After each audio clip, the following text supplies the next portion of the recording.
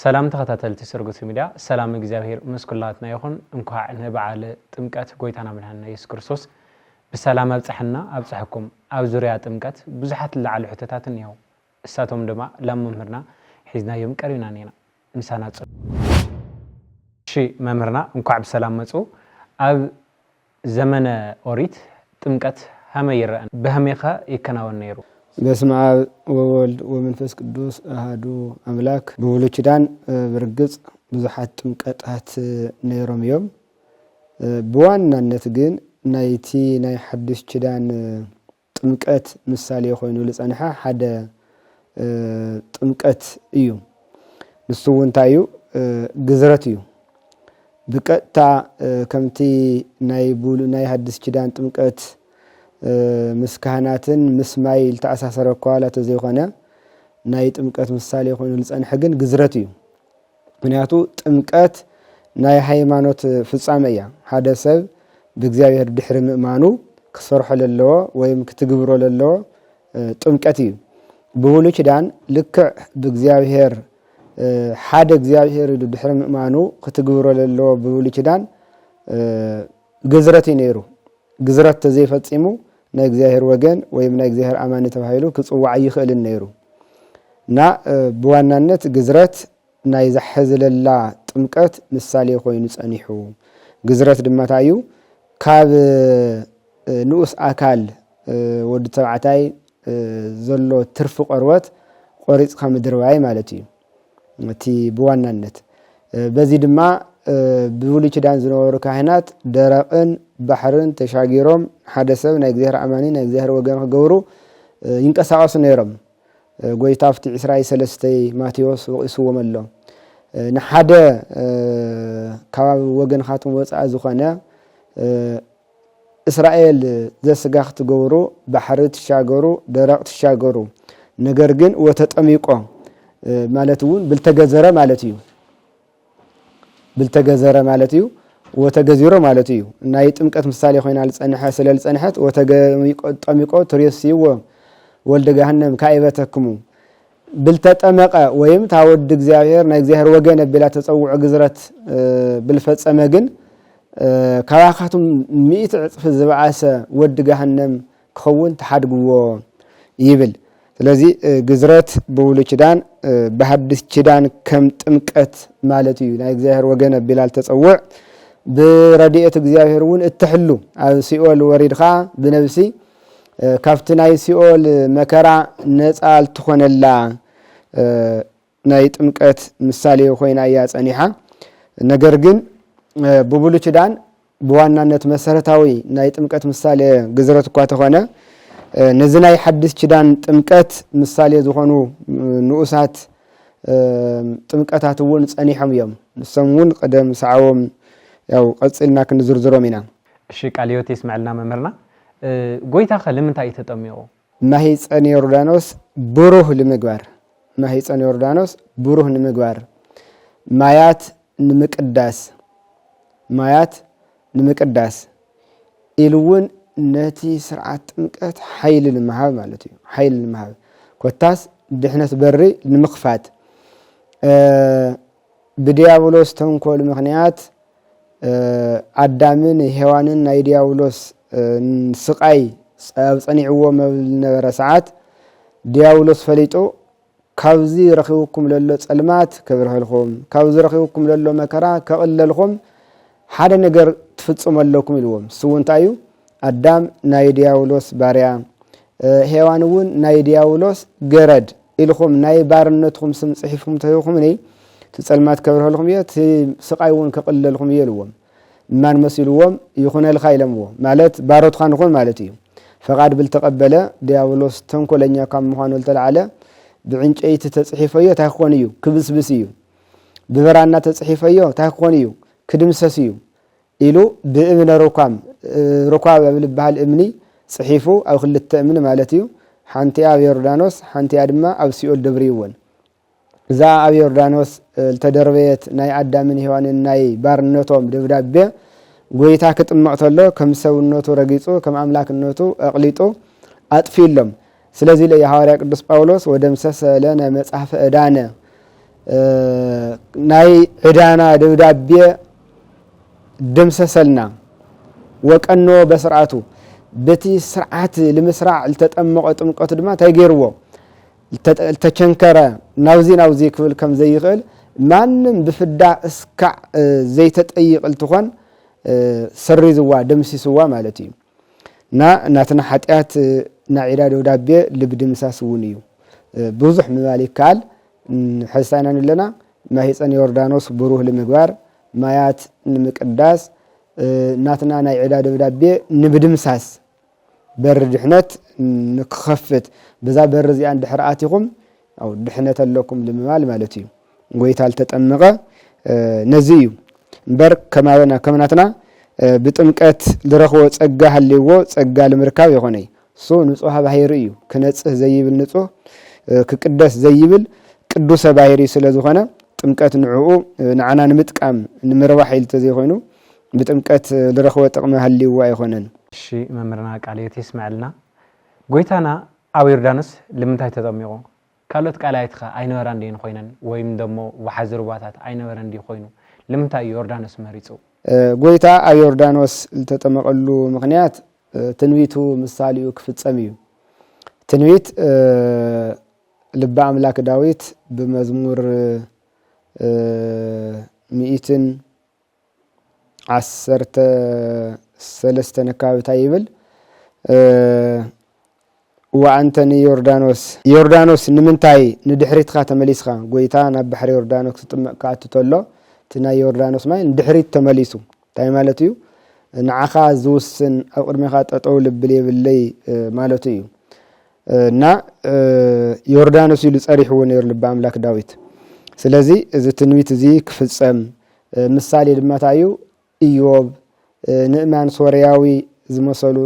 አፍታ ጎይታ ልተጠመቀላ ባሕሪ ዮርዳኖስ ተጠሚቆም ካብ ናይ ስጋ ደውየ ንእማን ካብ ለምጺ ኢዮብ ድማ ካብ ደውየ ነጽሆምሉን ድሒነምሉን ነይሮም ታይ ማለት እዩ ቀስ በቀስ እቲ ናይ ፍጥረታት ጎይታ ኣብዚ ተጠሚቁ ናይ ሁሉ ሕማም ነፍሲ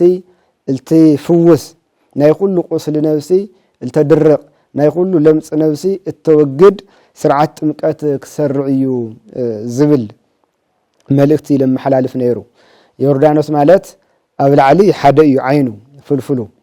ኣብ ታሕታይ ግን ኣብ ክልተ ይኽፈል እንደገና ወሪደፍታ ጎይታ ልተጠመቀላ ድማ ሓደ ይኸውን እዚ ማለት ታይ ማለት እዩ ወዲ ሰውን ኣብ ላዕሊ ካብ ሓደ አዳም ይወጽዩ ካብ ሓደ አዳም ኣብ ታሕታይ ግን ህዝብን አህዛብን ተባሂሉ ተመቃቂሉ ክልተ ተኸፊሉ እንደገና መጨረሻ ብጎይታ ድማ ሓደ ኮይኑ ማለት እዩ ስለዚ ኣብቲ ተፈላለየሉ ለይኾነስ ኣብቲ ሓደ ልኾነሉ እዩ ጎይታ ተጠሚቁ ህዝብን አህዛብን ተባሂሎም ክልተ ተኸፈሉ ደቂ አዳም ሓደ ክገብር ከም ዝመጸ ለመረዲ ኣብቲ ዮርዳኖስ ድሕሪ ተኸፋፊሉ ምምጹ ሓደ ልኾነሉ ቦታ ኣብቲ ተራኸበሉ ቦታ እዩ ተጠሚቁና ምሳሌኡ ዝይመስል ትንቢቱን ምሳሌኡን ክፍጸም ጎይታ ኣብ ዮርዳኖስ ተጠሚቁ ካልኦት ቀላያት ኣይነበሩ እንዲዮም ብዙሓት ቀላያት ኣለዉ ግን ሳቶም ትንቢት ኣይተነገረሎምን ምሳሌ እውን ኣይተመሰለሎምን ጎይታ ብዝፈለጠ ብነቢያት ኣቢሉ ትንቢት ኣብ ዝናገረሉ ኢሉ እውን ንዕኡ ምሳሌ ክኸውን ነቀዲሙ ስርሑ ኣብ ዝሰርሕሉ ቦታ ክጥመቅ ናይ ጎይታ ፍቃድ ስለዝኾነ ማለት እዩ ንምንታይ ብማይ ተጠሚቁ ካልኦት ኣብ ዓለም ክባራት ወይም ፍትዋት ዝኾኑ ነገራት ኣለው ግን መፍተዊኦም የፍትዎም እምበር ካብ ማይ ዝበልጹ ወይም ማይ ዝህቦ ረብሓን ጥቕምን ዝህቡ ኮይኖም ኣይርከቡን ፍጥረት ሁሉ ንናባዕሉ ስራሕ ኣለዎም ልክዕ ከም ወዲሰብ ማለት እዩ ወዲሰብ ብባህሪ ሓደ እንትኸውን በአካል ግን ዝተፈላለየ እዩ በአካል ታይ ማለት እዩ ረጉድ ቀጢን ጸሊም ቀይሕ ነዊሕ ሓጺር ብጸጋውን ሃፍታም ድኻ ጥዑይ ሕሙም ፈላጥ ዘይፈላጥ ኮታስ ብዙሕ ነገር ግን ወዲሰብ ብባህሪ ታይ እዩ ሓደ እዩ ፍጥረታት ሁሉም እውን ብቀጥታ ይኹን ብተዘዋዋሪ ብምግብነት በአገልግሎት ብምግቢ ብትምህርቲ ወዲ ሰብ ከጠቅሙ ንወዲ ሰብ ተባሂሎም ተፈጠሩ እኳ ተኾኑ ኣብ ትሕቲ ፀሓይ ብልዕሊ ምድር ለለው ነገር ግን ሓደ ዓይነት ግብሪ የብሎም እና ማይ ስሩሕታ እዩ መንጽህ እዩ መዓሪ ፀባይ ግን መንጽህተ ይኾነ ንምግብነት ዝውዕሉ ናይ ዋዕሎም ኣብቲ ምግብነት እውን ልህዎ ኣብ ስጋ ልህዎ ጥቅመሎ ማለት እና ብተፈጥሮኡ መዓር መንጽህ ይኾነ መዓር ተተሓጽብካዮ ኳዳስ ዘይተደለየ ተሐዋስያን ይስሕበልካ ብፍላይ ፀባ ተተሓጽብካዮ ሃመማ እዮም ዝወርስኻ ማይ ግን ዝነበረካ ርስሓት ወጊዱ ንጹህ ይልገብር ትዮም ብግልባጥ ይወርስሑኻ ሓመድ ተበኒኑካ ብቀጥታ ክዓርፍ ሰብኢድኻ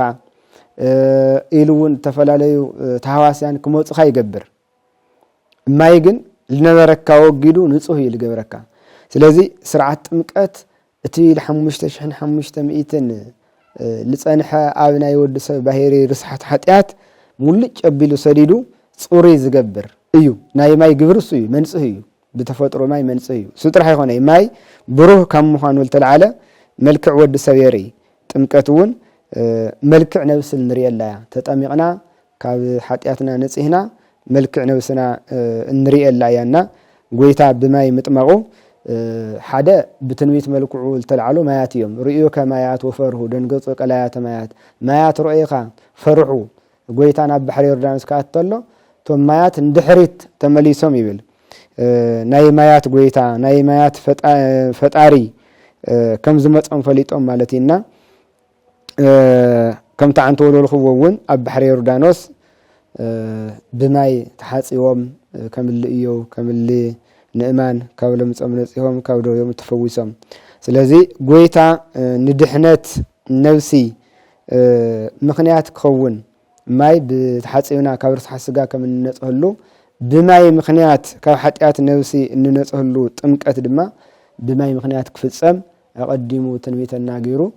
ያው ምሳሌ እውን ኣመሲሉና ብምሳሌውን ትንቢቱን መሰረት ጥምቀትና ብማይ ክኸውን ጎይታ ብማይ ተጠሚቁዎ ማለት እዩ እሺ መምህረይ ቃል ሕይወት ይስማዓለይ ተቐጽል ዘሎ ሕቶ ደሞ ለምንታይ ኣብ 30 ዓመቱ ጎይታና ኢየሱስ ክርስቶስ ተጠሚቆ ናብነት ደቂ ሰባት ኣብ 30 ዓመትና ሊኾናስ ኣብ 40 መዓልትን ወዲ ተኾይና 40 መዓልቲ ጓልቲ ኮይና ደሞ ኣብ 80 መዓልቲ እዮም ዝጥመቁ እዚ ለምንታይ ማ ጎይታ ኣብ 30 ዓመቱ ተጠሚቆ ናዋዕሉ ዝኾነ ወሳንነት ኣሎ ኩሎም ናይ ዘመን ናይ ዕድመ ክልላት ንናይ ዋዕሎም ጥቕሚ ኣለዎም 30 ዓመት ግን ብፍሉይ ወዲ ሰብ ብኣእምሮ ዝስተኻኸለሉ እዩ ሙሉእ ሰብ ዝኾነሉ ማለት እዩ ኣዳም ወዲ 30 ዓመት መንእሰይ ኮይኑ ተፈጢሩ ይብል መጽሓፍ እንታይ ማለት እዩ ሙሉእ ፍልጠት ዘለዎ እዚ ጎዲልዎ ዘይብሃል ማለት እዩ ኣዳም ማለት ናይ ጽቡቕ ማለት እዩ እግዚአብሔር አምላክ እዞም ናይ 6 መዓልቲ ስነ ፍጥረት ናፈጠረ ሕድሕዶም ኣብ ልፈጠረሉ ተመልኪቱ ወርኤ ከመሰናይ ጽቡቕ ከም ዝኾነ ረአየ ይብልሞ ኣብ ኣዳም በጽሑ ግን ከመጥቀሰናይ የመና ጽቡቕ ከም ዝኾነ ረአየ ይብል እንታይ ማለት እዩ ኣዳም ማለት በአርአያን አምሳልን እግዚአብሔር ተፈጠረ እዩ አርአያን አምሳልን እግዚአብሔር ካብ ዘብልዎ ሓደ ድማ ናይ ነብሲ ናይ ተፈጥሮኣ ገንዘብ ዝኾነ ፍልጠት እዩ ነብሲ በባህሪያት እያ ፈላጥ እያ ካብ ተዓብያ ኣብ ዓለም ጻኒሒታ ብጻኒሒታ ዳ ትል ነበረ ድንቅ ፍልጠት ብናይ ስጋ ድልየት ብናይ ስጋ ወተሐሳስባ መጽሐፍቲ ብዘይ ምንባብ ምስተስነ ፍጥረት ብዘይ ምርኻብ ናደንቆረት ናይ ነብሲ ሃለዋት እስካዕ ልዝንጋዕ ካብ ወዲ ሰብ ፍልጠት ይርሓቕ እምበር ፍልጠት ናይ ነብሲ ናይ ተፈጥሮ ገንዘብ ብተፈጥሮ ፍልጠት ልተሰኣላ ኣካል እያ ነብሲ ማለት ስለዚ ሙሉእ ኣእምሮ ሒዙ ተፈጢሩ ማለት እዩ ወዲ 30 ዓመት መንእሰይ ኮይኑ ተፈጢሩ ማለት እዚ ብልተመዓራረን ዝተስተኻኸለን ኣእምሮ ማለት ስለዚ ጎይታ ለምንታይ 30 ዓመቱ ተጠሚቁ ትሕቲ 30 ዓመት ተጠሚቁ ተልኾን ብብሉይ ኪዳን ኣዳም ወዲ 30 ዓመት ኮይኑ ተፈጢሩ ክበሃል ተሎ እዚ ምዃኑ ይፍለጥ ይትርጉም ኣእምሮኡ ኣብ ዘይተመዓራረየሉ ኣብ ዘይተስተኻኸለሉ ለሰርዓ ስርዓት ጎደሎ ስርዓት እያ ምተባሃለት ነይራ ካብ 30 ዓመት ንላዕሊ ተልኾን ነይሩውን ያው ደጊም ሰብ ቀስ ብቀስ أيمرؤ يستحقل قص بقص ختايقون أيمرؤ يقدل أو شمقلنا جزية شمباي خالي اختفلتس تلتفلت النار خون نرسع خاي خد كاو ثلاثة بالعل تكون تلخون نيرون أيمرؤ وانجع بالوللو سرعة يوم تهالث نيرا 3 عامات مالت جن قومتن أيمرون عبد استستحقل له ودسب وفي الله ورتعتها كاو 3 عامات اللي وردي كم نبرخا كم مجاج بخايو قومت جن كاو 3 عامات اللي علي أيوسخي اسكع 3 قومتنا يموسخ عدل له نا 3 عامات التتمع حدا بدست استحقل أيمرو بالتمعرارة بمعري تحسسوا لسرعة دق سرعة تباهيلا من أنت كنقبلايو خلاي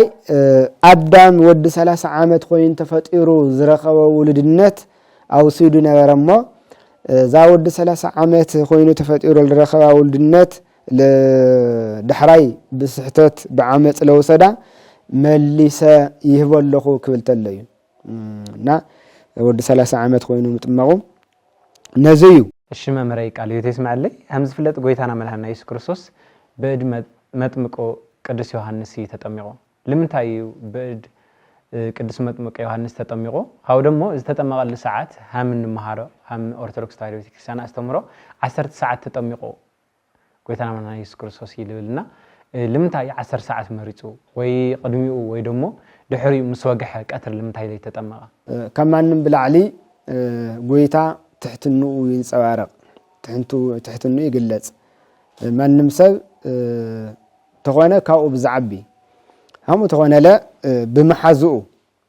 زخونه ነገር ግልጋሎት ክግበረሉ ይልደሊ ካው ብዝንእስ ኣብ ልዕሊ ልኾነ ነገር ክግበር ይደሊ ጎይታ ግን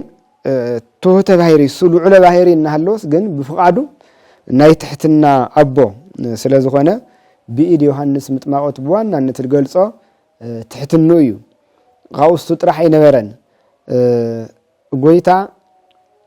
نعنا كمهر يمصيو نعنا كمهر يمصيو نا عالم من له كاول عبي ويمس هندو له خنخ من له يوحنس مطمق بزمانو ببرخاسي ابيرخاسينا يعبيو ببرخاسينا يبيلو نا بحر يردانوس بسبكت نسوس مقروت منግስተ ሰማያትና ወለል ተገለጸ ናይ ዘመኑ ነብይን ናይ ዘመኑ ባይታውኒ አመላ እስራኤል ነ400 ዓመታትን ልዕሊውን ነቢያት አብልጠፈሉ ድምጽ ነቢያት አብልጠፈሉ ነብይ መጥመቅ ዮሐንስ ግን ነሱስ መቀሮት መንግስተ ሰማያትና ወለ በማዕደ ዮርዳኖስ ተገለጸ ፍጹም ባይታዊ ነዚውንዩ ተህዝቢ እና ኸደ ኃጢያቱ እና አመነ አብ ኢድ ዮሐንስ ልጥመቅል ነረ ዝኹል ህዝቢ አብ ዮሐንስ እና ተጠመቀ ንሱ ኻሊ መጥመቅ ተልደል ነይሩ ተክባል ነይሩ በአይነ ሰማለት እዩ ትዕቢተኛ ይክባል ነይሩ ብዙኾነ እሱ ብዝፈለጠ ትሕትንኡ ዝገልጽ ንዑ አጥሚቁ ልዕልንኡ ክንገረሉ ና ዮሐንስ ልዕልና ማለት አብኡ ተጠሚቁ ድማ ጎይታ ትሕቱን ክንገረሉ ዘዳለዎ ዮሐንስ እዩ ና ብኢድ ዮሐንስ ምጥማቁ መጀመሪያ ትሕትንኡ بإيد باريو ويم بإيد أجلجاليو التطمق حط قويت عنا تبهله كنجرلو خلاي دما نحنا لخونا نجر أجلجلوت نركب تنولت لنا إجلي مت يوم تزيت مقامني بإجلي تزيخو إنه كينبل إجزاهير زل أخو على إجزاهير جبر إجزاهير ينجر يجبر لذي سب ويم فيزيكال رئنا كين مارس قويتا نتمرتي له لجبر رأيو قويتا التطمق له ساعات 10 ساعات الناول يملك أو أنت لجلسوا قويتا ልደቱ እንቀቱ ትንሳኤው ቅዱሳት መጻሕፍቲ ፍርቅለይት በመባል ይገልጽዎ ፍርቅለይት በመባል ድማ ፍርቅለይት ሉል ወይ መንፈቅ ሌሊት ሉል ኣብ ክልተ ይልመቀል ሓደ ፍርቅለይት ማለት 6 ሰዓት እዩ ዓብይ ፍርቅ ማለት ካልኣይ ፍርቅለይት ማለት ድማ ናይ ፍርቂ 9 ሰዓት እዩ ስለዚ ናይ ፍርቂ 9 ሰዓት ረብዕ ማለት እዩ በሐፂሩ ካብ 9 እስከ 10 ተለሎ ናይ 9 ናይቲ ንኡስ ፍርቂ ሰዓት ይኸውነለ ማለት እና ጎይታ ንምንታይ ለይቲ خطمق مريص وزبل يوحنس ليت يلطمق نيرو غويتا دما بوانانت نا بحر يوردانوس زخدلو بيد يوحنس التطمقلو بحفشا تي طنقت تعنتولو لخوكا انتخونه حزون غويتا اب بحر يوردانوس بيد يوحنس التطمقلو معنات حدنتون سلستنوتن نمغلاص حدنتون سلستنوتن نمغلاص معناتو حدنتو مالتاي مالتي غويتا بحر يوردانوس يطمقلو منفس قدوس بامسار رغي مصيو برؤسو كعرفيو እግዚአብሔር አብ ድማ ወደመና ኮይኑ ታይኾኒዩ ምስክሪዩ ስለዚ በአካል ሰለስተ ይረአየለው ነገር ግን ለሕልፍዎ መልእክት ታህልዩ ግን ናይ ሓድነት እዩ ጎይታ ዮሐንስ ጨኒቅዎ በመን ስም ኸጥመቅካ ኻሊ በስምኻ ይጥምቅ ለሁ ባይደ ሰዋ ጠምቅ በስምካ ጠምቅ خالق كطمقت له باسم خالق طمق له تطمق كما تكون ردء لكريستوس ناي كريستوس دق مزمر كتكون نع تطمق ناي كريستوس دق مزمر كتكون نع تطمق إلى يطمق نع بناي منسم كطمقك يلو ولدو لبروك كساتي برهان تسهالنا بكما سمعتو لملكة إيديك أنت كهين العالم ودتي بروخ جلاس برهان كم كهنت ملكة إيديك ناي عالم كهين نسخة خنا ولا خاطمق النيلو أريها زي مالت سلبو المسكر لله عندنا እግዚአብሔር መንፈስ ቅዱስ ክንፉ ንላዕሊን ታሕትን ዘርጊሑ ክረአተለ ድማ ህይወት ወልድ ህይወት አብ አነ እየ ይልብለለ እግዚአብሔር አብ ደመና ኮይን ድማ እቲ ንተዋህዶ ዝመረጽክዎ አው ኮይነ ክምለኽን ክስገደለይን ወረድ ተወለድ ኢለ ዝላክዎ ልፈትዎ ወዲ እዚ ይብለለ ስለዚህ በአካል ሰለስተ ይረአይለው ትምስክርነት ግን ሓደ ምስክርነት ማለት እዩ ስለዚህ بقولي كدان إخزاهير حدا مخانو ترحي لفلت نيرو سمع إسرائيل أحدوت إخزاهير أملاكك إسرائيل سمع أملاك إخزاهير حدايو زي نيرو تي بقولي كدان نا إخزاهير حدا نترحي لفلت نيرو أبي يردانوس لما جمع إخزيه نيوهانس نزات مقام حزبي تاغوينو سلستنة تقليتو نا سلستنة لمقلات ود إخزاهير مخانو لخمسكر يخيدنا إذا على زي ساعة زي مراتو توم هزوي 10 ساعات بيد يوحنس ناتطمقو كمل صنحو توم هزوي كاوز طمقو له ساعات وصاي كطمق يتيلو تمسكرነት إخزاهير ولد ينبري ني يوحنسن مس يوحنس نزنورو هزبنيو ስለዚህ ተለስተነቱ ለመግላጽ ማለት እዩ ንህዝብን ይወሐንስን خلاي መንፈስ ቅዱስ በአምሳር ርግ ኮርተሎ ርግ ዘይ መኻኑ በዋናነት ይግለጸሉ رجبت إلون مسر رجبت لخون عواف فلالي حواسيان ليتين كساوسن ስለዚህ حواسيان أو لين كساوسلو ساعات بأمسار رجبي منفس قدوس ممصو ناي بحق منفس قدوس مخانو يزغلص ስለዚህ እግዚአብሔር ቲ ስሩሑ ክእመነሉ ኣብ ዝኽእል ሰዓት ክእመነሉ ኣብ ዝኽእል ቦታ ክእመነሉ ብዝኽእል አካል ይልሰርሕ እግዚአብሔር እና ሰዓት ዚ مريضوا طرح لي ጥምቀት ላይ ሆነስ ለልደቱውን በተመሳሳይ ለትንሳኤውን ናይ መንፈቅ ከተሻዓተ ጀምሩ ለሎ በዚ እዩ مريضوا ወጻኝና እግዚአብሔር ካመረጾ እግዚአብሔር ዝመረጻ ሰዓትልና ከምድናቅ እንውሎ ነገር የለን እሺ ቃልዮት ይስማዕልና መመረይ ናይ ጎይታና መሐመድ ኢየሱስ ክርስቶስ ጥምቀት ንቤተ ክርስቲያን ዘሎ አንድምታ እንታይ እዩ ናይ ጎይታ ኢየሱስ ክርስቶስ ጥምቀት ንቤተ ክርስቲያን ዘሎ አንድምታ ያው መሰረቱ እንዲ ኮነነ በኩረ ወጥንተ ለምጥን ኮነነ በኩረ ለጥንተ ሁሉ ምግባረ ሰናይ ጎይታ ኣብ ዓለም ዚ ምንትል ዋዕሉ ይመጽይ ሁሉ ነገር በቃል ተናገሮ በግብር ዘርአዮ ሁሉ ነገር ንዓና አርአያን አብነትን ንምዃን እዩ ስለዚህ ካብአቶም ሓደ ድማ ጥምቀት እዩ ጎይታ ተጠመቀ በጥምቀት ለጎደሎ ለምምላ ለሳአኖ ለምርካብ ላይ ሆነስ نحنا بتمقت تربحتن تتقمتن كنخونينا بذا برزيان دحراتيكم بذا ذا سرعه زيان دحر فصيمكم طيب ناتي املاك ود املاك مخاني كمسكر منفس قدوس بامثال رغو كم زورده منفس قدوس كم زي كوردلكم يو ابو يبدمنا خوينو لفتو ودي زيلو كم زمسكرلي ጸጉኡ بمهاب ابو يكمسكرلكم يو بزيا بزرع سرعات بدغاو ملكت بماي تتطميقكم زي الرأ ጸጋ ድማ كحدرلكم يه تبلتلو ينا ጎይታ ጥምቀት ጥራሕ ላይ ሆነስ ሁሉ ስሩሑ ንዓና መሰረት ንዓና አብነትን አርአያን እዩ እና ናይ ጎይታ ጥምቀት ንናትና ጥምቀት በር ከፋቲ ወይም መሰረት እዩ ሊቃውንቲ ኣብ ትንሳኤው ኣብ ርጋቱ ሃምዚ ለም ተናገረመለው ተንሳ እግዚእነ ከመምሃረነ ተንሶ ስጋቲና بجزيو زخون ناي سجاتنا متسع كمهرنا تايخونه تسع أرجع زينا كم يعلبو أرجع تتعرقان نصوحن قويتا نايتهم نصوحن كريستيان نبي رستم يروساليم سماويت بسجان بنفسن معراقهم كرد عرجة لذي تنسايت أرجعتي راح يخوني ناي اتهم بسمو زعمنو حاوت ولدنا سما كرستنا زقبلو مؤمنان ناي دحنتهم بر كخفت تاغيرو تطميقو كم زي غورو لمالتي كم زي غورو لمالتينا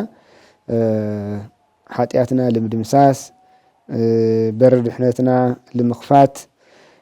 ከምዚኣ እንተገይርኩም በቦይ ጸጋ ክወሃበኩም እዩ መንፈስ ውድድነት ክሓድረኩም እዩ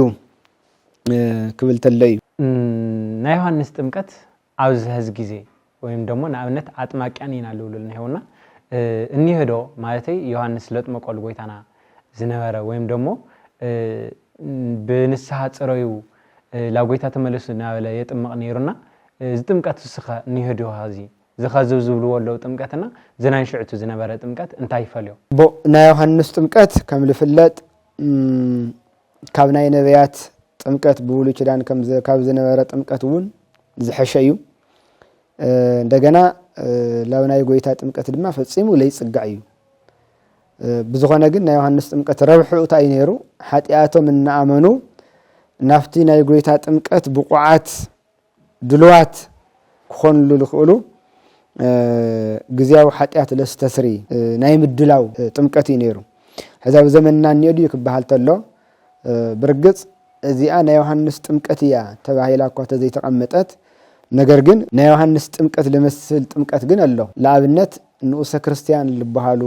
ናብ ዓብዪ ክርስቲያን ለይበጽሑ ማለት ኣብ ካሊእ ኣብ ዘይምእማን ነይሮም ንሕና ከም ኦርቶዶክሳውያን ካሊእ ሃይማኖት እንዮ ይንብል መጽሓፍ ቅዱስና ሓንቲ ሓደ እግዚአብሔር ሓንቲ ሃይማኖት ሓንቲ ጥምቀት ይብል ሓቂ ስለዚ መጽሓፍ ቅዱስ ከምዚ እናበለ ክልተ ሰለስተ ሃይማኖት ኣሎ ይንብል ይሕና ጭራሽ ማለት እዩ እና ኣብ ካብ ኦርቶዶክስ ተዋህዶ ሃይማኖት ወጻኢ ዝነበሩ ኣብ ዘይምእማን ዝነበሩ ሰባት ናብ ኦርቶዶክስ ተዋህዶ ሃይማኖት ክመጹ ተለዉ ብቀጥታ ይሆን ኢልካ እቲኻ ተጥምቆም ስርዓት ኣለዎ ካብ 318 ሊቃውንቲ ጀሚሮም ስርዓት ሰርዕዮም ኣለዉ ነቶም ሓደሽቲ ካብ ዘይምእማን ናብ ምእማን ልመጹ ናይ ትምህርቲ ግዜ ኣቕሚጦም ኣለዉ እስካዕ 3 ዓመት እዚ ንኹሉ ይኾነ ኣብ ዘይምእማን ኮይኑ እውን ብናይ ተፈጥሮ ኣእምሮኡ ጸኒዑ ቁኑዕ ኣተሓሳስባ ጽቡቕ ዝኾነ ስነ ምግባር ዘለዎ ኣሎ እዩ ለኣብነት ኣብ ግብረ ሐዋርያት ተሪእና ቆርኔሌዎስ ዝተባሃለ ሰብ ኣብ ዘይምእማን ኣሂዛባዊ እዩ ነይሩ ነገር ግን ይምጽውት ነይሩ ይጽሊ ነይሩ መልአክ መጽኡ ምጽዋትኻን ጸሎትኻን እግዚአብሔር ሰምዒልካ እዩ ስለዚ እትገብሮ ኩሉ ነገረካ ናብ መልአክ ናብ ቅዱስ ጴጥሮስ ናብ ኢዮጴ ለኣኽ ኢልዎ ልኢኹ ቅዱስ ጴጥሮስ መጽኡ ኣምሂርዎም ወዲያው መንፈስ ቅዱስ ወሪድሎም በዚህ መሰረት ሁሉም ኣብ ዘይምእማን ነይሮም ለኦርቶዶክስ ተዋህዶ ሃይማኖት ክመጹ ተለዉ 3 ዓመት ግድን ይመሃር ማለት አይኾነ ነገር ግን በአብዛሓ ኣብ ዘይምእማን ዝነበረ ሰብ እግዚአብሔር ተዘይኣሚኑ መን ይልአምን ሰይጣን ያምንለ ማለት እዩ ንእግዚአብሔር ተዘይተገዚኡ ለመን ይግዛል ማለት እዩ ንሰይጣን ይግዛል ማለት እዩ ስለዚ ንዓመታት ሰይጣን ዝገዝኦ ዝነበረ ሓደ ሰብ ብቀሊሉ እቲ መንፈስ ሰይጣን ይሓድጎይ እቲ መንፈስ ሰይጣን ከይሓደጎ ወይም እቲ ናይ ሰይጣን ጸባይ ካብ ማንነቱ እስካዕ መሊኡ ለይተወገደ ድማ ስልኸላ ኣይተጥምቆይ ነዚ መንፈስ ሰይጣን ነዚ ፈቃድ ሰይጣን መሊኡ እስካዕ ልወፅእ እስካዕ 3 ዓመት ዲያቆን እግዚአብሔር ዘብርሃናት ካብቶም 7 ኪዳናት ሓደ እዩ እግዚአብሔር ዘብርሃናት ናደገመት ዲያቆን የጥምቆም ኢሎም ኣለዉ ሊቃውንቲ እዝና ዲያቆን ጥምቀት እዚ ውልድነት ለውሆ ኣይኾነ ስለዚ ድሕሪ ውልድነት ለይሁ ኮይኑ ምስ መኒና ክንምድቦ ላብ ናይ ዮሐንስ ጥምቀት ኢና ንምድቦ ማለት እዩ ስለዚ በዚ መልክዑ ናይ ዮሐንስ ጥምቀት ልመስል ጥምቀት ብዲያቆን ንንኡሰ ክርስቲያን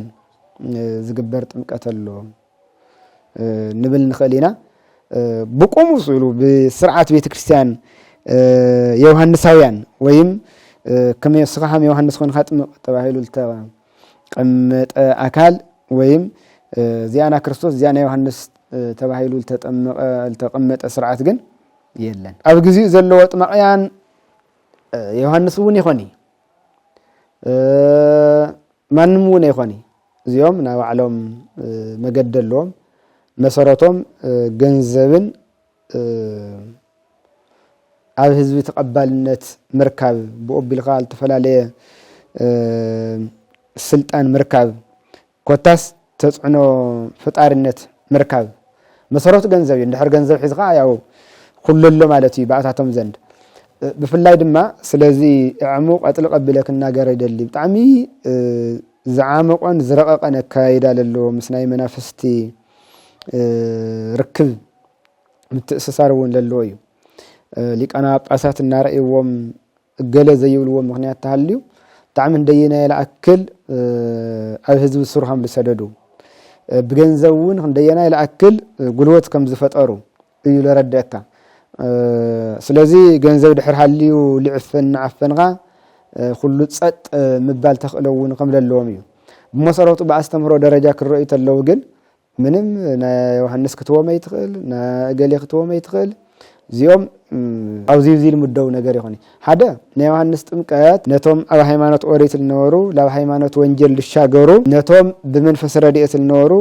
ላብ መንፈስ ውልድነት ልሻገሩ ምብቃዕ እዩ ነይሩ እዚኦም ናቱ ዲያቆን እግዚአብሔር ዘብርሃናት ናደገመ ለንኡሰ ክርስቲያን ያጥምቅ ንብለለና እውን ቶም ንኡሰ ክርስቲያን ናብ ዓብይ ክርስቲያን ታይል ጎርም ለሎ የዳልዎም ይለሎ የውቃዕም ይለሎ ናይ እዚኦም ጥምቀት ይባሃል ንዝተጠመቀ እዩ ንዓብይ ክርስቲያን ነቲ ፍጹም ሃይማኖተኛ ዝኾነ ሰብ እዩ በዓለም ይሕሙ በዓለም የላፋልፉ በዓለም ውፃና ይብሉ እዚ ምስ ናይ መናፍስት ርኩሳን ርክብ ብምፍጣር ገንዘብን ዝናን ንምርካብ ልግበር ለሎ ናይ ዘመኑ ናይ ፍልስፍና አካይዳ ብመናፍስት ዝምራሕይና ምንም እዚ ናብ ቤተ ክርስቲያን ስርዓት ከተጸጉዐ ይትኽእሊ ካብ ሕቂ ወፃኢ በሓፂሩ ካብ ሕቂ ወፃኢ ለዛም እዚ ከም ቤተ ክርስቲያን ተዘይተቃሊሳናዮም ብጣዕሚ ከቢድ ዝበሃል ካፍቲ መስመር እናውፅኡ ላፍትና ባዕሎም ደልይዎ ነገር እቲ ልገርም ትኽብደቱ ማለት እዩ ሽምባይ በአካል ኻይድካዮምስ ብፌስቡክ ድዩ ብቲክቶክ ድዩ ብዝሰደድዎ ጽሑፍ ብዘርእይዎ ምስሊ ነዚ ተኸታተለ ሰውን ኣብ ከቢድ ሕማም ይልወደው ለሎ ኣነ ባዕለይ ልወፃሕዎም ሰባት ኣለዉ እስካዕ ሓዳሮም ልብቱን ኣለዉ ጸሎት ክገብሩ ተላዒሎም ዘይተደለየ ፈተና ልወፅሖም ኣለዉ ናታቶም ተኸታተልቲ ብምዃኖም ማለት እዩ እዚ እንታይ ልረደካ ያው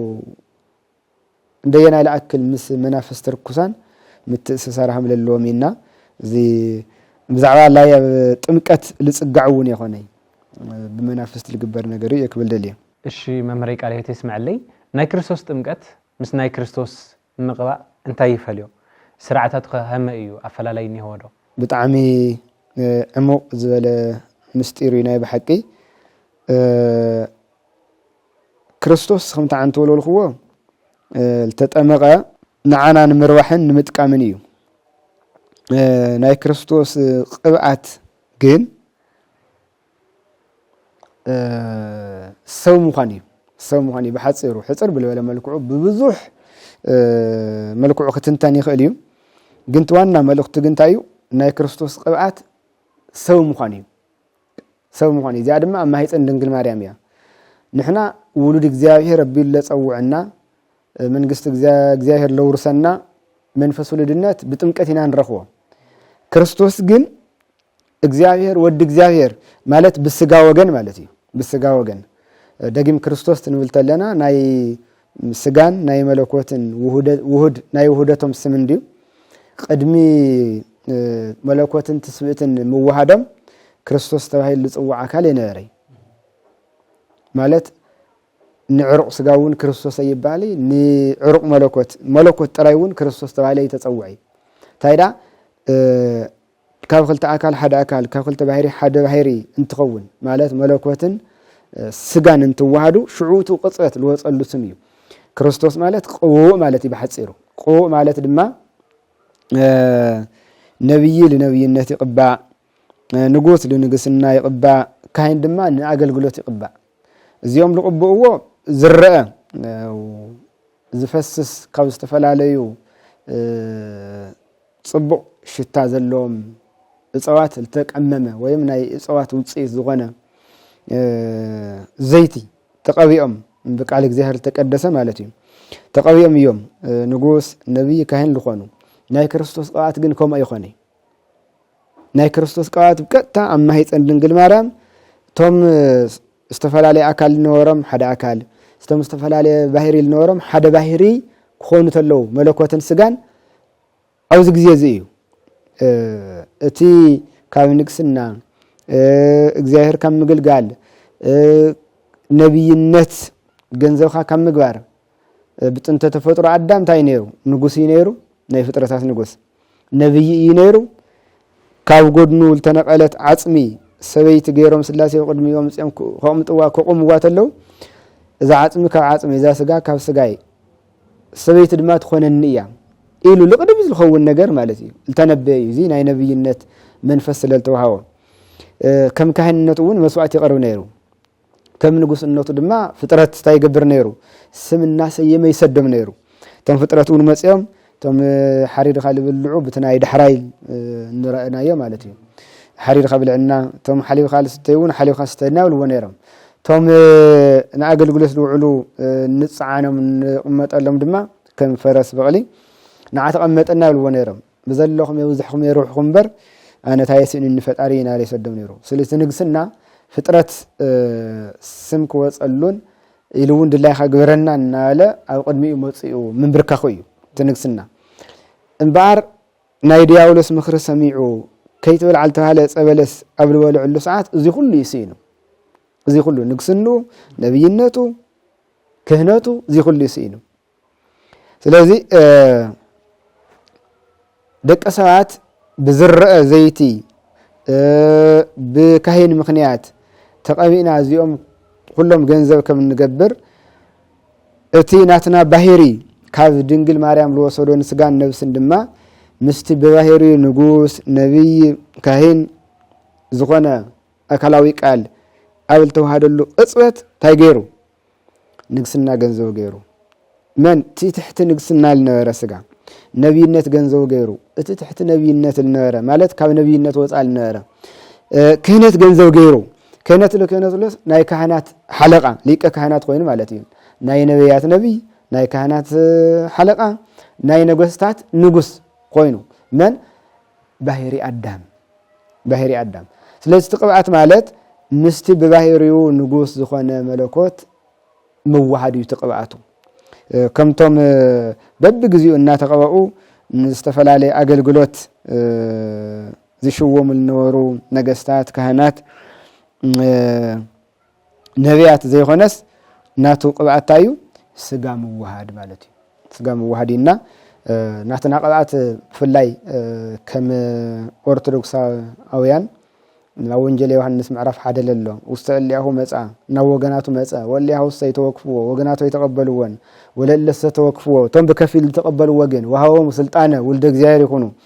ወልደ እግዚአብሔር ከሆኑ ታይዎም ስልጣን ሄዎም እዚ ብጥምቀት ይልርከብ ወልደ እግዚአብሔር ምዃን በመን ይርከብ ብጥምቀት ይልርከብ ጎይታ ግን ወድ እግዚአብሔር ለኾነ በዩ አማሂ ጸንድንግል ማርያም ይበቃ አማሂ ጸንድንግል ማርያም ተማሂ ጸንድንግል ማርያም ተፈጸመ እዩ ኣብ ዮርዳኖስ ታገር ወለሎ አመስኪርዎ ወይም አግሂድዎ ወለሎ እና ናይ ክርስቶስ ቅባት አማሂ ጸንድንግል ማርያም እዩ ኣብ ዮርዳኖስ ግን ታይ ገሊጽለሎ ወዳው እግዚአብሔር ወድ እግዚአብሔር ምዃን ያመስክር ለሎ ሰለስትነቱ ይገሊጽለሎ እና ቅባትን ጥምቀትን ኣብ ክርስቶስ በአይራኸውን ቅባት አማሂ ጸንድንግል ማርያም ማለት ንግስኑ ነብይነቱ ክህነቱ ናባህሪ አምላክነቱ ኣብ ድንግል ማርያም ማህፀን ምስክርነት ግን ኣብ ዮርዳኖስ እዚ ይመስል ቀጽል ለሎ ከተራ ንምንታይ ይኽበር ካብ መዓዝ ጀሚሩ መጽሐፍ ቅዱሳዊ ትሕዝቶ ሽኒ ቃልዮት ይስማዕልና መምረይ ሕዚ ደሞ ላብ ና ከተራ በዓሊና ከምስ ናጥምቀት ስለለጋና هم ልፍለጥ ከተራ ይኽበር እዩ እዚ ከተራ መዓዝ ተጀሚሩ ለምንታይ ይኽበር በህመ ኢና ከነኽብሮ ለለና ከተራ ብርግጽናትና በትግርኛ ቋንቋ ታይም ልባሃል እንድዒ ናይ ማርኛ ቋንቋ እንዲዩ ዜሮ ናብ ወሐስቲ ማያት ዘለዎ ምርዋታት ወሪድኻ ድንኳን ተኺልኻ ዳስ ደስዲስኻ ታወታት ናብ ኦብሪድኻ ናብ ማህሊት ሙቃም መጨረሻውን ቅዳሴ ምቅዳስ ድሕራይ ብልወግሐ ህዝብ ልተሰበሰበ ድማ ያው ስርዓት ጥምቀት ምኽባር ማለት እዩ ምጥማቅ ለይኾነስ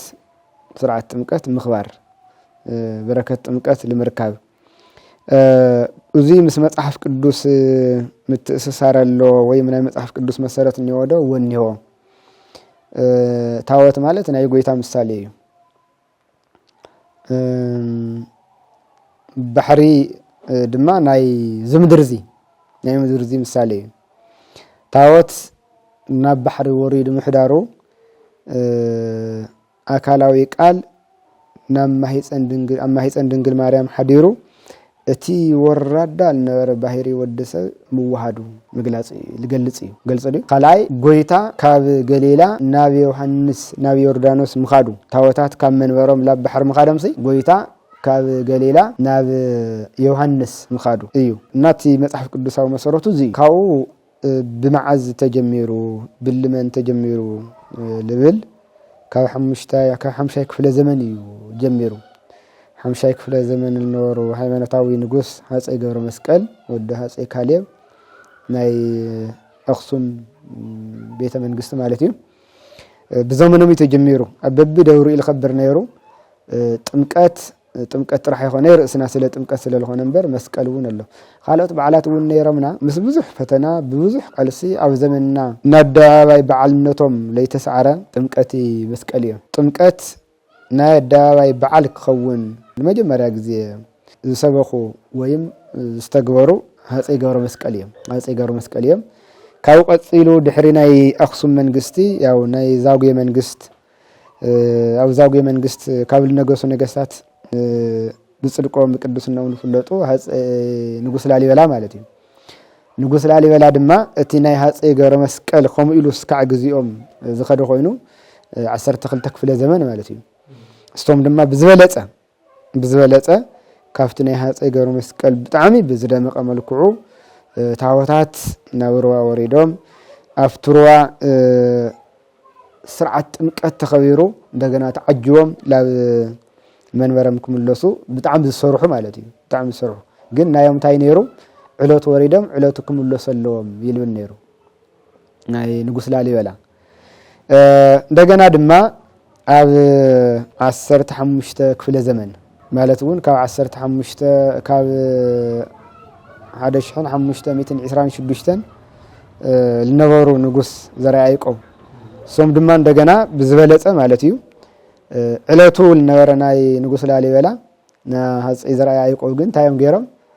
ብድርኡ ክወርዱ ብድርኡ ወሪዶም ኣብኡ ሓዲሮም ስርዓት ጥምቀት ብልተፈጸመ በቲ ልመጽሉ መገዲ ለይኾነስ ብኻሊእ መገዲ ክምለሱ እቲ ካብ ግዜ ናብ ግዜ ታይ ኾነሎ ያው ይደምቀሎ ማለት እዩ ብኻሊእ መገዲ ቢሎም ክምለሱ በቲ ልመጽዎ ከይምለሱ እዚ ማለት ታዩ ታወት ክወጽእ ተሎ ከባቢ ይልባረኽና በቲ ልመጽሉ ባሪኾም መጽኦም ኣለው እንደገና ብኻሊእ መገዲ ክምለሱ ተለው ድማ ኻሊእ ከባቢ እውን ልምብራኽ ልብል ምኽንያት እዮም ለቕሙጡና ብኸምዚ መልክዑ ፍላይ ብዞም ሰለስተ ነገስታት እዚኦም ካብኡ ናመፀና መጸብ ድሕረወት ነገስታት እውን እሱ ከምለለ ቀፂሉ ያው ምስ ብዙሕ ፈተናን ብብዙሕ ቃልስን ኣብ ግዜና በፂሕሎ እዚ እውን ኣብ ግዜናን ኣብ ከተማናን ታወታት ባሕሪ ወሪዶም ሓዲሮም ስርዓት ማህልየት ተቆይሙ ሓዲሩ ቅዳሴ ተቀዲሱ ናይ ጥምቀት ስርዓት ብልተፈጸመ ያው ተዓጅቦም ናብ መንበሮም እዮም ዝምለሱና በዚ ዘመን እዚ ብከምዞም ነገስታት እዚኦም እዩ ተጀሚሩ እቲ ናይ ከተራ ልብል ስም እቲ ከተራ ልብል እንታይ እዩ ኣብቲ ናይ ተፈጥሮ ሓዚ ለሎ ሩባ ቆዋሚ ለይኾነ ማለት እዩ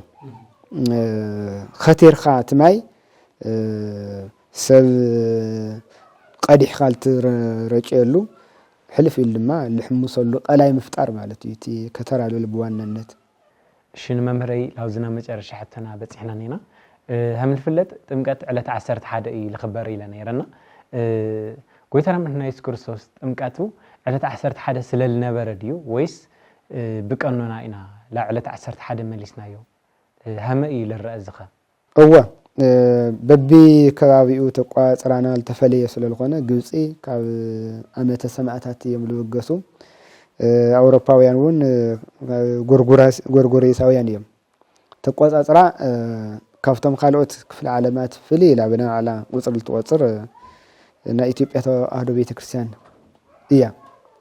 እና ብናትና ቋጻጽራ ልክዕዩ ናብ ቁጽሪ ኣብ ጥሪ 11 መዓልቲ እዩ ጎይታ ተጠሚቁ ዝተረጋገጸ እዩ ላብ ናይ ካልኦት ቋጻጽራ ክንወስዶ ተለና ገሊኦም ድሕሪ እዮም ገሊኦም ድማ ክቅድሙ እዮም ብናይ ዓድና ግን 11 ጥሪ እዩ ተጠሚቁ ይርግጽ እዩ ማለት እዩ ሕዛ ኣፈላላይ ሃሊ ለይኾነስ እቲ ሃምዝ ናይ ፈረንጂ ለማዓንተ ዝሕና እንደይኑ ለና ሓደ መዓልቲ ንለና ፈረንጂ ሓደ መዓልቲ ይውሊ ግብጻውያን ሓደ መዓልቲ ልኸይውሉ ይኽእሉ ባኣና ግን ሓንቲ መዓልቲ እያ እና ብኸምዚ መልክዑ ክፈላለተ ዘይኮይኑ እቲ መዓልቱ 11 ምዃኑ ጥሪ ወርሒ ምዃኑ ግን ግልጽ እዩ በዓል ጥምቀት ብሓቂ ኣምላክና መድሓኒና ኢየሱስ ክርስቶስ ናይ ዕዳና ደብዳቤ ዝቀደደሉ ካፍቲ ሕሱም ጸላኢና ናጻ ዘውፀሉ መዓልቲ በር ድሕነት ናይ ድሕነት እብን መሰረት ዘቕመጠሉ በር ድሕነት ዝኸፈተሉ መዓልቲ ኮታስ ብጥምቀት ናይ ስነ ፍጥረት ነገስታት ኮይና ንሽወመሉ መዓልቲ እና በዓል ጥምቀት ማለት ካፍቶም ዓበይቲ ዝበሃሉ በዓላትና ብጣዕሚ ተዓብይ ዝበሃል በዓል እዩ ስለዚ በዓል ጥምቀት ንዓና ንኦርቶዶክሳውያን ተወሲዱ ልነበረ ውልድነት ተመሊስና ንቕበለሉ ናይ ኣጋንንት ባሮት ተባሂልና ድሕሪ ምጽዋዕና ውሉድ እግዚአብሔር ተባሂልና ንጽውዐሉ ቁልፍ መንግስተ ሰማያት ንርከበሉ ወይም ቢዛ መንግስተ ሰማያት ንርከበሉ ዕለት ስለዝኾነ ዓብይ በዓል እዩ እና እቲ በዓል ጥምቀት ሕዝውን ነቲ በዓል ዝገልጽ ኣከባብራ ክነኽብሮ ኣለና ኣብ ጥምቀት ይረአዩ ብፍላይ ምስ ቆጽሊ ምስ ማይ ለለና ራእያ ምስ ሓዊ ለለና ራእያ ብጣዕሚ ነቲ በዓልና ገጽቱ እናሃሰሶ መልክዑ እናጥፎ ይርከብ ኣብ መስቀል ተሪኻ ምስ ሓዊ በቃ ብፍላይታ ዝተረፈት ሓንቲ ጉንዲ ሒዝኻ ልምኻድ ሓዝኮ መሰረት ኮይውሊ ንዓለወ ሰደስ ዝተፈለየ ዝተባረኸ እዩ ልብል ኮ የለ ግን በቃ ስኢልና ናብ ባዕልና ፈጠራ እዩ ኣብ ሆሳኢና ተሪኻለ ኣብ ሽዑና ለምቕባል ደሎ ድፍእ ማለት እዩ መጽኡ ለይፈልጥ ቤተክርስቲያን መጽኡ ለይፈልጥ ይመጽእ ኣብ ጥምቀት ተሪኻለ በቃ ብማይ ጨዋታ ብማይ ምጭዋት ና ቆልዓ ስራሕ እዩ ስለዚ ቆልዑ ይንኹን ተጠሚቕና ውሉድ እግዚአብሔር ድሕሪ ምዃንና ከም ውሉድ እግዚአብሔር ኢና ክንሓስብ ለለና እግዚአብሔር ናይ ጫጫታ ናይ ዓውዓውታ ኣምላክ ይኾነ ዕጉስ ትዕግስቲና ባሂሩ ገንዘብ ዝኾነ ስለዚህ ሁሉ እንካይዶ ሁሉ እንገብሮ በትዕግስቲ በትሕትና ህፃናትን ሽማግለታትን ኣብ ግምት ብምእታው ንሕና ካፍቱ ማይ ቀዲምና ክንቀድሕ ወይ መፍትያት ማይ ኣቲና ክንሕመስ ኣብ ዘመንጎዚ ተደፊኡ ልጽቀጥ ቆልዓት ሃልዩ ተደፊኡ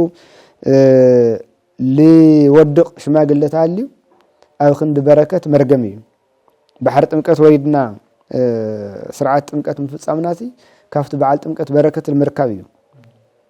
ነገር ግን መርገብ ሒዝና ከይንምለስ ብፍላይ ኣብ ጉልበት ለለና መናእሰይ መብዛሕትኡ ግዜ መንእሰይ እቲ ዝረአ ዘሎ ስለዚ መናእሰያት ኣሕዋትናን ኣሓትናን ሽማግለታትን ህፃናትን ኣብ ግምት ኣቲና ነቲ በዓል ክብሪ ዝህብ ኣከባብራ በዓል ክንኽብር ብስም ቅድስቲ ቤተክርስቲያን ሓደራ እናበልኹ ሰናይ ናይ በረከት ናይ ረድኤት ናይ ሓድነት ናይ ሰላም በዓል ጥምቀት ይግበረልና ወስብሐት ለእግዚአብሔር ሽኒ መምረይ ቃልዮት ይስማዕልና ተኸታተልትና ተኸታተልቲ ስርጉት ሚድያ ዝነበረና ጻንሒት ብዛዕባ ጥምቀት ምስ መምህርና ብጣዕሚ ደስ ልብል ፍረ ሓሳብ ከም ዝሓስኹምሉ በዓል ሙሉእ እምነት እያ ዝመልእኽቲ ዝናኸሉ ንኸባጻሕ ሼር ላይክ ሰብስክራይብ ብምግባር ቤተሰብ ስርጉት ሚድያ ኮኑታ ሰላም እግዚአብሔር ምስ ኩላትና ይኹን ሰናይ በዓል